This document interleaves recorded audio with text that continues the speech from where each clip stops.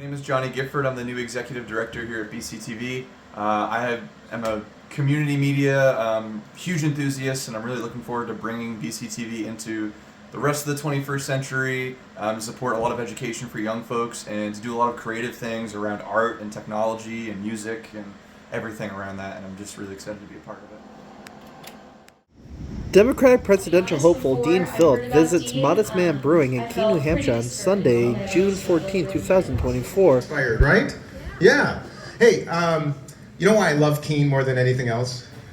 Because it rhymes with Dean. Yay! Ready for people to be able to go to college and not be burdened with tens of thousands of dollars in debt? Yeah. How about, not only does it matter and is it meaningful, it will literally be the day, January 23rd, that changes everything. Everything. The power is in your hands, because if we surprise, because of all of you, everything changes on day 2. And we're going to change the trajectory of this entire race and of the future and of the world. And for all my colleagues and all my friends and my family and my neighbors of all colors and races and religions and geographies, because the country somehow has slipped away from us because 2 parties are not working for us. They're fighting each other or is constantly looking back. And I have great respect for President Biden. But we have 2 candidates who are right now leading that most of the country does not want, that represent yesterday. And I just think it's time that we look forward and reinvent and reimagine and relieve the suffering in our country and the entire world. Where you end up.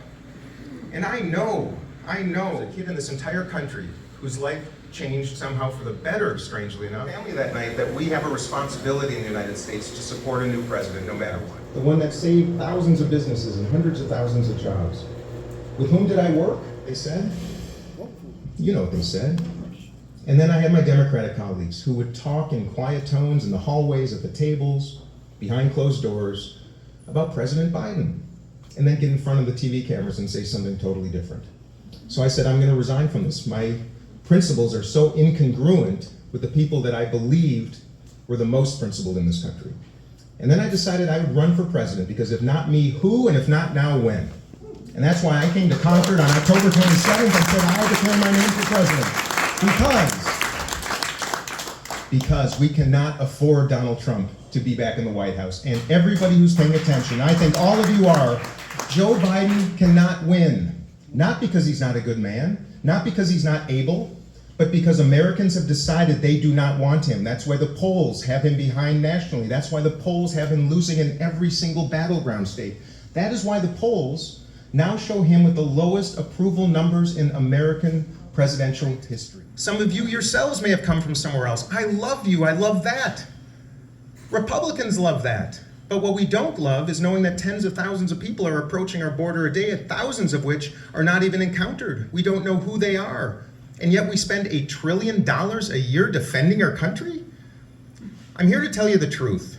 We can manage our country with a fiscally responsible manner. We can secure our borders. We can have a humane immigration policy that welcomes people. But we can't keep lying, and we can't keep being so purist in our principles and our policy principles that we preclude decency and common sense. Your advocacy, your integrity, your courage to shake it up and do better for them.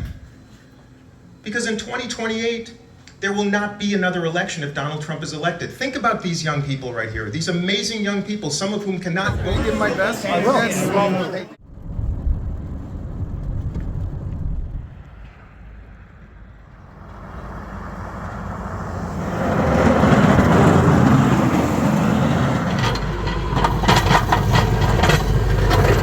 Crews blow snow at the Harris Hill ski jump as they put down a base layer of snow in preparation for the annual ski jump.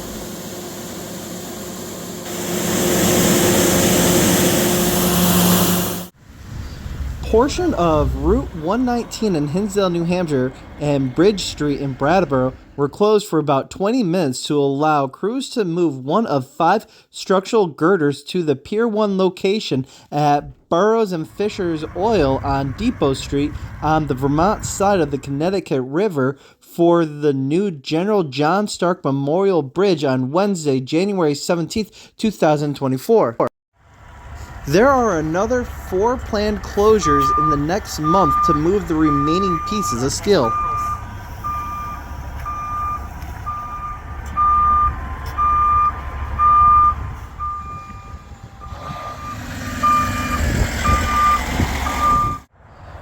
The Holiday Inn Express and Suites Brattleboro showcased its 2-year multi-million-dollar renovation with a grand reopening celebration on Wednesday, January 17th, 2024.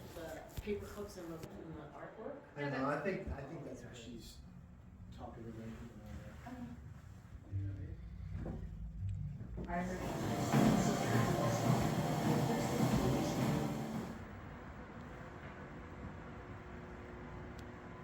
It's just coming up with a game.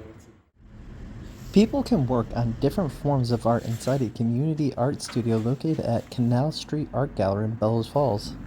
This is our community art studio, and it's a free space for anyone to use. It's inspired by one of my art teachers who built her dream studio and actually had her students be able to use it. Chinese code for supposed to have proper body.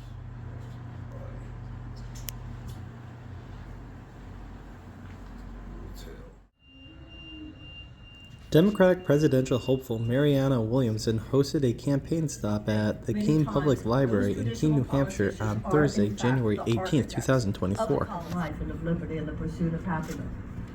And it says that government should. No, I'm certainly not suggesting that we abolish it. But alter it, is because of the institutionalized greed of insurance companies and pharmaceutical companies. We have carcinogens in our food. We have little children, not just to maintain and perpetuate the system as it is. What say is considered a moderate position. Students from the Hilltop Montessori School in Brattleboro glide down the newly installed rainbow rail at the Brattleboro Ski Hill at the Living Memorial Park on Thursday, January 18, 2024. The school donated the rainbow rail as part of the school's 50th year celebration. Flags placed on the Brattleboro Municipal Center lawn and a candlelight vigil at Queen Park in Brattleboro were part of a Homeless Awareness Day on Thursday, January 18, 2024. Sick and die from the stresses of being homeless in Brattleboro. Someone's life. I've lost so many people to fentanyl and trank and crack and suicide and murder. Yes, it does happen in this town, and luckily my friends are not expendable, so I make sure that it's always investigated, every single death. All I can say is I thank all of you who help. I hope that those of you that are afraid of the homeless and so-called street people learn that we are you and you are I. For these videos and more, go to reformer.com, head to the multimedia tab for more content.